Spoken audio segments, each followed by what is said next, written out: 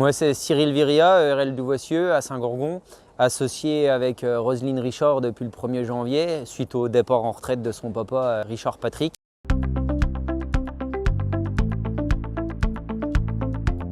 On exploite 150 hectares, 19 hectares de maïs, 35 hectares de céréales.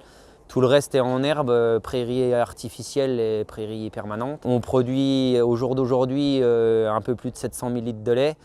Cette année, avec l'installation de Roselyne, on va avoir 25 000 litres de lait supplémentaires, plus l'octroi supplémentaire par l'Hermitage. Donc on va arriver à 768 000 litres de lait. On n'élève que les femelles sur l'exploitation. En gros, on a 80 vaches à la traite.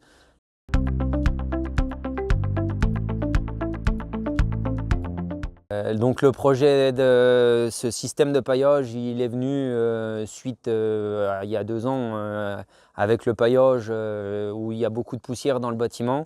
Donc on a fait 2-3 réflexions par rapport à ce projet, de se dire est-ce qu'on part sur un système de pailleuse pour enlever la poussière ou surtout un système de pailleuse pour gagner aussi en temps de travail. Donc le projet il a mûri tranquillement. Suite à des visites sur d'autres exploitations où il y avait des thématiques, on a fait le lien comme quoi il y avait des dossiers plan bâtiment qui s'appellent aujourd'hui IPOGE, où on pouvait passer ce système de pailleuse. Donc on a fait des projets, des estimations, que ce soit au niveau de l'organisation dans le bâtiment, le coût financier. Et après on a déposé un dossier au niveau IPOGE pour ce système de paillage, parce que suite à nos visites, on était convaincus de mettre ce système.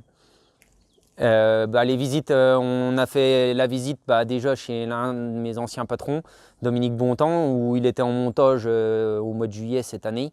Bon, lui, c'est un système à soufflerie parce qu'il est en air paillé, alors que nous, c'est un système mécanique avec des chaînes de distribution, parce qu'on est beaucoup plus en logette qu'en box paillé.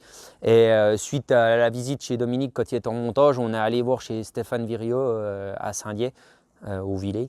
Et suite à ce qu'on a vu chez lui, on a repris 2-3 réflexions et c'était là qu'on avait décidé qu'il fallait le faire.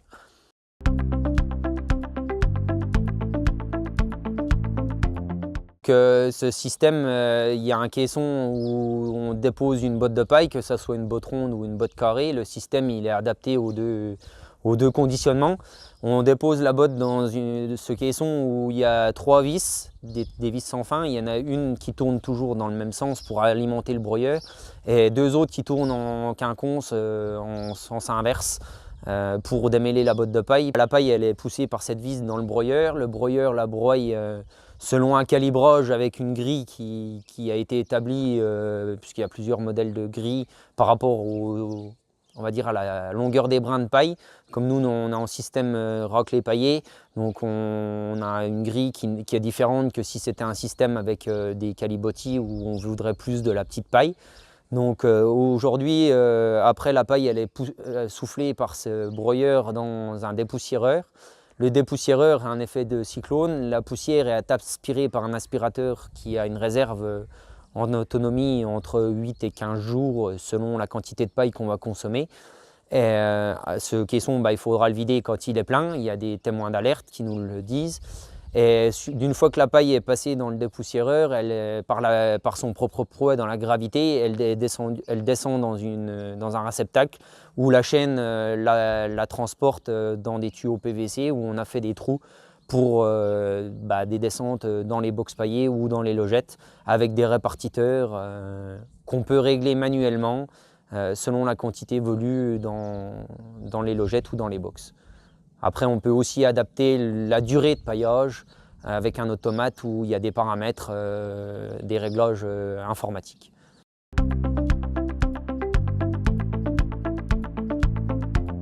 Aujourd'hui, les avantages au niveau de cette pailleuse, c'est que la paille elle va être finement broyée et la distribution déjà elle sera plus faite par un tracteur avec une pailleuse où ça faisait de la poussière. Donc aujourd'hui, elle va être broyée et elle va plus avoir la poussière, donc ça va être un gain de qualité d'air pour l'éleveur comme pour les animaux. Et aussi du fait que la paille elle est vraiment broyée et hachée, elle va beaucoup mieux pomper l'humidité, que ça soit dans les box ou dans les logettes, pour les animaux. Par rapport au temps de travail, auparavant on estimait qu'on était en gros 1 heure à 1 heure et demie de temps par jour à monter sous le tracteur avec la pailleuse, entre mettre la botte, pailler, fermer les portes des bâtiments, ouvrir les portes. Donc aujourd'hui, la pailleuse, hormis mettre la botte dans le circuit de paillage, qui nous prend autant de temps que si on le mettait dans une pailleuse normale, c'est 10 minutes. Après, c'est plus de la surveillance de l'endroit où la dépose de la paille est faite, si on tombe un peu de trop ou pas assez en quantité. Donc aujourd'hui, on estime qu'on va gagner une bonne heure de travail sur l'exploitation avec ce système.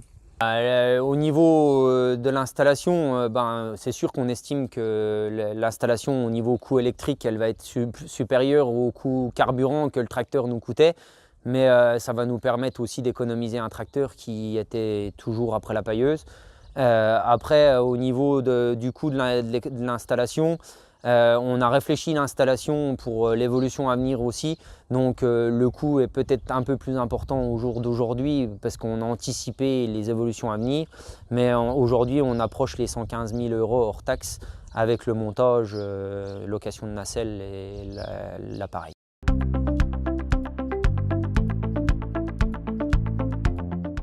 Vis-à-vis des sécurités, c'est un appareil où il y a beaucoup de capteurs, beaucoup de sécurité. Donc quand il y a des surcharges électriques, il y a des capteurs. Si les portes sont ouvertes du caisson, on ne peut pas mettre en route le système.